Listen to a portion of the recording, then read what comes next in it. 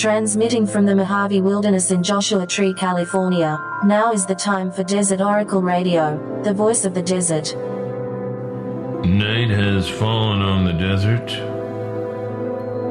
and the desert is old, an old land. Its age visible to the naked eye.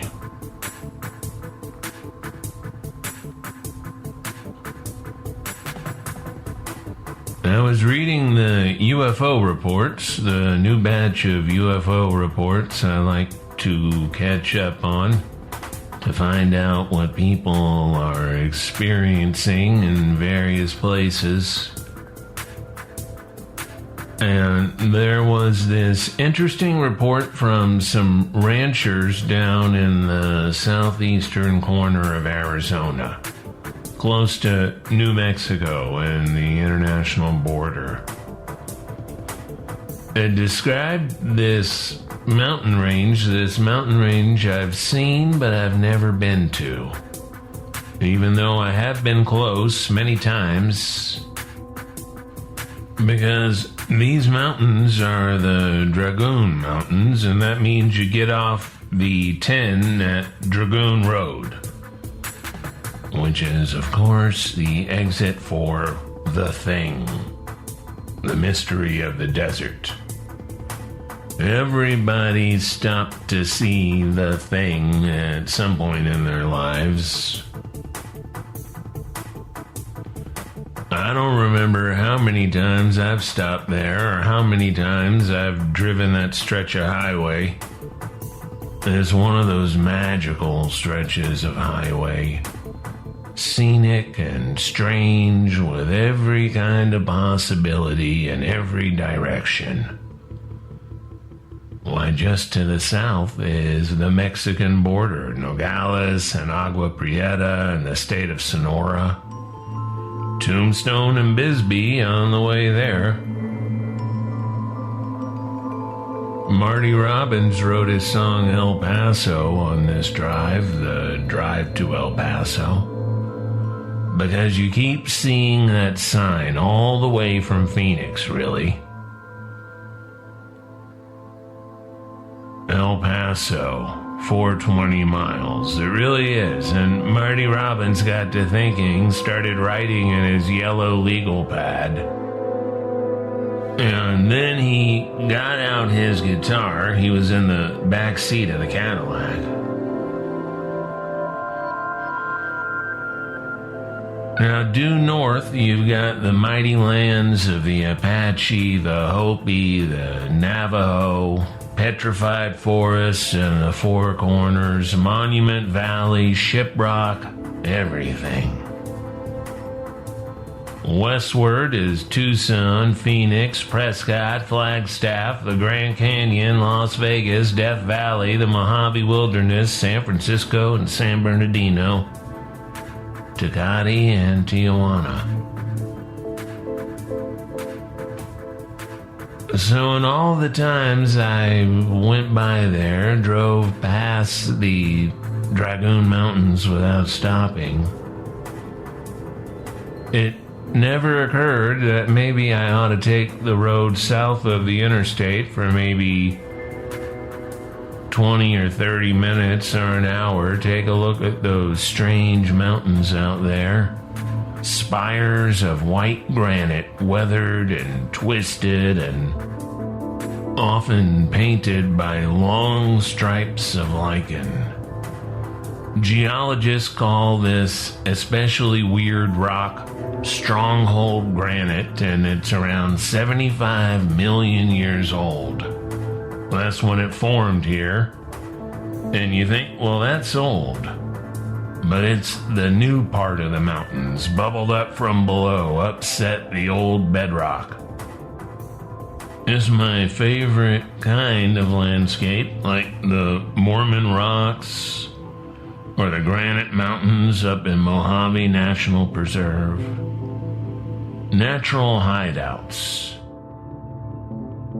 Especially natural to you if you, like the famed Chiricahua Apache leader Cochise, had been born there. Born there in the Dragoon Mountains, knew every spire, every seasonal spring, every food and medicine that grew up from the ground.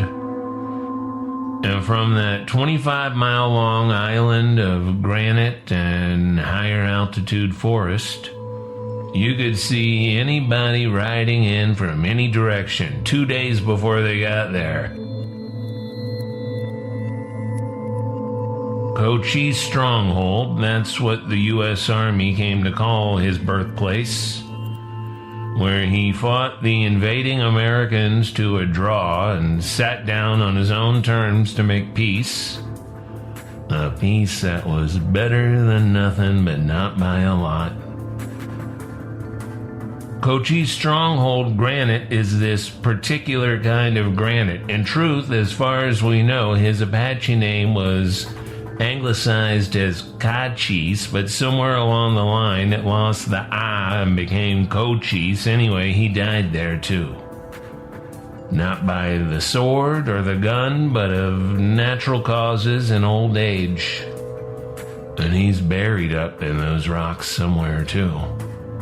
Those sacred spires of Cochise Stronghold granite. Well, this is sort of what I was studying up on all while the drama was going on back in Washington, D.C. And then there was a semi-peaceful transfer of power. Not too many people died in the Troubles so far. A handful a year, I guess, these past several years. Lots more die from COVID now, of course, and that's a form of government warfare, too. Just look who's dying from it.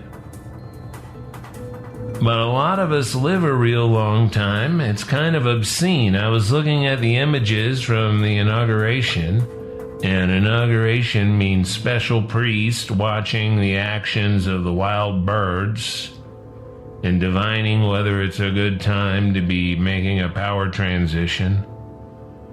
And I thought, well, that's really just a bingo game up there, you know? God bless them riding their exercycles and all, but it was a scandal in 1980 when Ronald Reagan won the White House because he was 69 years old when he took office. A nice age, I suppose. Sort of youthful today. Like a member of a classic rock band or something. But in 1980, the age 69 was knocking on heaven's door. Here we get to 2021, and I think the only person up on the inauguration stage who doesn't get the senior discount was Lady Gaga. You get the senior discount from age 55. And they start sending you AARP promotions before you even turn 50. It's all a disgrace. So the last guy was the oldest president to take office, older than Reagan. And now the new guy is a fresh-faced 79, I believe. So now he's the oldest ever to take the oath. With that kind of everything's paid for health care, people can be kept alive for really a shocking amount of time. A shocking amount of time to us, anyway. But if you think about those Dragoon Mountains, either 73 or 78 million years old, and they're not even the old part of that area. Who knows what happened in all that time in the 70-odd million years before humans. Of course, Cochise did not have any government health care, unless you call getting shot in the back by U.S. cavalry health care. And he lived till his middle 70s. Now, a funny thing is that some of the United States military sent to kill Cochise were the Buffalo Soldiers. Imagine being in this 10th Cavalry, Immediately after the Civil War, this historic all-black regiment out of Fort Leavenworth and being sent to battle America's indigenous tribes who were fighting for their own freedom. It was the American Indians who named them Buffalo Soldiers. The Apache called them that, same as the Comanche did. For the 10th Cavalry's hair, which the Buffalo Soldiers wore wild and untrimmed like everybody living on horseback did back then. To Cochise and to Geronimo, these fierce black soldiers seem to have the same hair as the sacred bison, the American buffalo. And a century later, Bob Marley would make a classic reggae song about these same soldiers.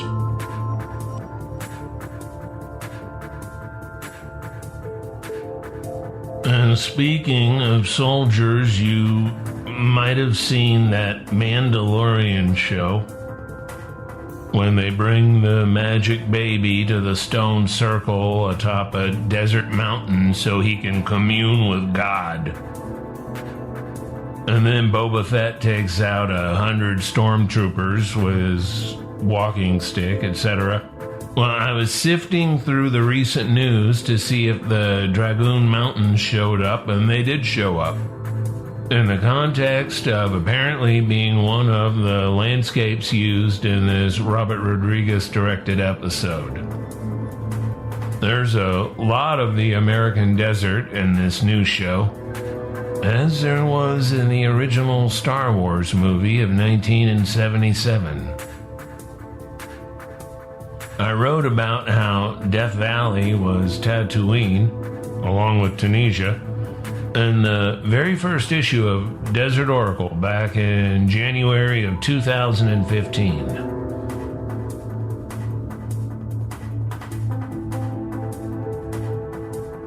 And Desert Oracle is the name of this radio program. I'm your host, Ken Lane. Soundscapes by RedBlueBlackSilver.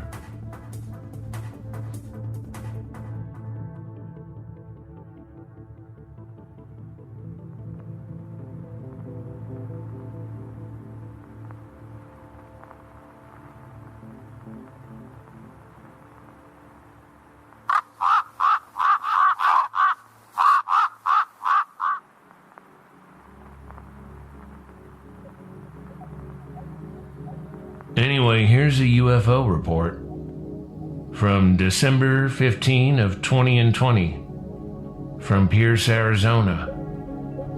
Over the past 7 days, we have had multiple lights hover, move erratically, flash, disappear, and reappear. This goes on for hours. Photos and video have been taken. At first, we thought it was the Border Patrol flying drones near our ranch, but it could not have been possible due to the duration. We've also had several strange government vehicles from either the NSA or Homeland Security in 3 to 7 vehicle convoys spotted every morning driving to the area of our ranch. We are very secluded and very rural. The lights are near the Dragoon Mountains, which are 4 miles from our ranch. Well, one thing we know about the mountain ranges of our North American deserts is that they are sometimes home to strange recurring displays of brilliant lights that hover and dance and vanish into thin air. On this program, we've talked about the White Mountains on the Nevada state line east of Mono Lake, the Estrella Mountains south of Phoenix. I've told you about the pair of brilliant yellow lights that chased me up the Sheephole Mountains and then vanished when I stopped in the middle of Amboy Road. every case that I'm aware of, the mountain ranges known for these strange nocturnal light shows are deeply holy to the indigenous people of that area. For Cochise, the Dragoon Mountains weren't just his birthplace, his home, his mountain lair, his stronghold, and the place where he was buried. They were the home of the gods, a doorway to higher consciousness, a place to recharge with the Holy Spirit of our sacred home, the earth. Just as people have done around the world since the dawn of our time. Because whether you're Moses or Jesus or Cochise or Baby Yoda or Alejandro Jodorowsky, the Holy Mountain is the ancient and eternal home of the gods. A man named Scott Heckman, a longtime resident of the near ghost town of Cortland, Arizona, at the south end of the Dragoons, was busy on the Skywatch bulletin boards of the 1980s and 1990s. Here's some of an email from Heckman that was published some 20 years ago by Filer's Files, one of the old UFO email digests. I am always watching for UFOs. Living on Turquoise Mountain, 33 miles north of Bisbee, in a ghost town area called Cortland. There are unknown craft that fly nightly from New Mexico heading west through the Chiricahua Mountains that then take up positions in the Dragoon Mountains. There are 3 craft that assist newly arriving craft, leading them into the high remote canyons in the Dragoons. Some of the new arrivals will remain for about 20 minutes before continuing on to the Roosevelt Lake area, then on to the Tonto Basin northeast of Phoenix. I have followed them to these locations. Some of the crafts fly carefully at low altitudes towards the U.S.-Mexican border. Frequently, I see 3 or more crafts with orange glowing lights or blue-white strobes that flash intermittently when approaching from the east. Sometimes F-16s are scrambled and pursue the unknown vessels back towards the mountains, to the east and south, and into Mexico's airspace. There is so much air activity, including DEA black helicopters, that many times it is hard to tell what is what, unless I travel to the Dragoon Mountains to watch the activity up close. The altitude affords me the opportunity to view hundreds of square miles of airspace. On nights when it is really windy, the choppers cannot negotiate the peaks of the mountains. Yet I can set up camp in the remote canyons and ridges to watch these unknown vessels fly where no choppers or conventional aircraft can fly, and watch all these strange unknowns enter the canyons with no problem at all. Despite the heavy winds, they float around and descend into the remote canyons, hidden from view. Imagine if, instead of coming to conquer and kill, the white Americans from the East had come seeking knowledge and brotherhood, along with the usual human pursuits of exploration and commerce. Well, we can't change the past, but we can change the future, the part that hasn't happened yet. It was good news, I think, to hear that an American Indian now heads the U.S. Department of the Interior. The U.S. Department of the Interior, which leads not only the National Park Service and the Bureau of Land Management and cattle leases and any oil or gas or mineral extraction from our public lands, the proper stewardship of which is so crucial to getting us through and preventing the worst of the ongoing climate change we've triggered by that very extraction and burning of oil and coal and gas. Well, it also oversees the Bureau of Indian Affairs, the Bureau of Indian Education, and the Bureau of Trust Funds Administration. Those three bureaus control many billions of dollars allocated to the 574 recognized tribes in America. And now a Laguna Pueblo tribal member is the executive of the entire cabinet-level department, or will be when she's confirmed, etc. Interior, the most important government department most people have never heard of, even though everybody loves national parks. So that's good news, I think, that Deb Howland will be in charge over there.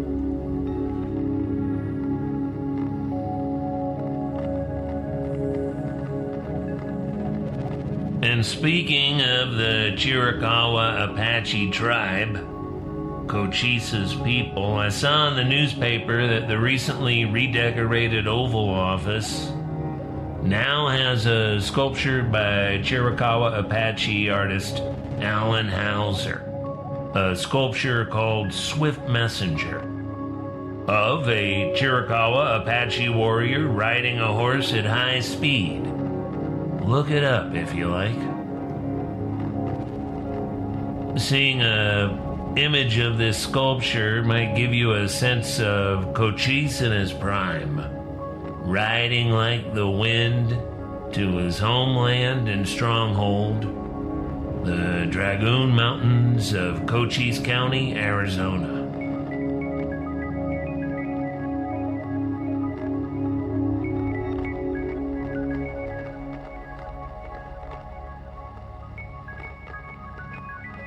Well, that's enough. I gotta go.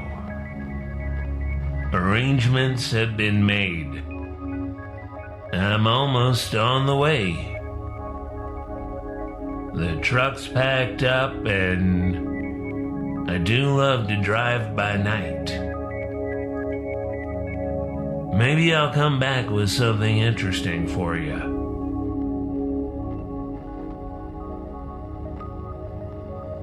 Maybe I'll come back.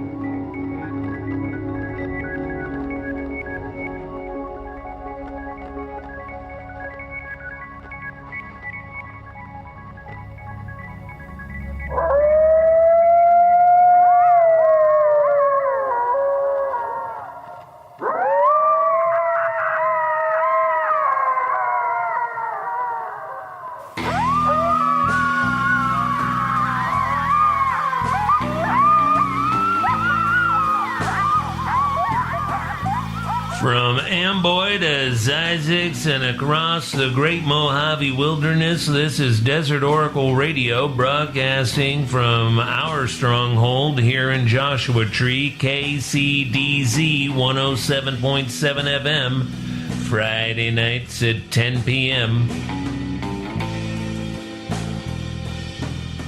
And wherever you are, whenever you need us, we are on your podcast player. Just tell your device to play Desert Oracle Radio. Thank you to everybody who picked up our hardcover book, Desert Oracle Volume 1, on MCD Books. And thanks for making it a bestseller in the travel and desert ecosystems and nature writing and history and other such categories. If you are still looking for a copy, try Book Soup in West Hollywood, Point Reyes Books and Point Reyes Station, Skylight Books in Los Angeles, McNally Jackson in New York City, Windmill City Super Number 1 in Palm Springs, Mincing Mockingbird and the Station and Space Cowboy Books in Joshua Tree. Pioneer Town General Store has some copies.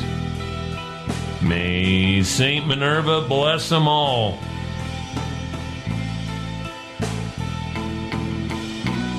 This show is supported by listeners like you, as they say. Listeners like you who contribute to our Patreon. That's patreon.com/Desert Oracle. Oh, and did you know we publish a pocket-sized periodical about the strange and mysterious American desert, too? In fact, that's sort of the whole point of the operation out here. You can subscribe to the print magazine and find links to all this other stuff at desertoracle.com. Good night from the voice of the desert.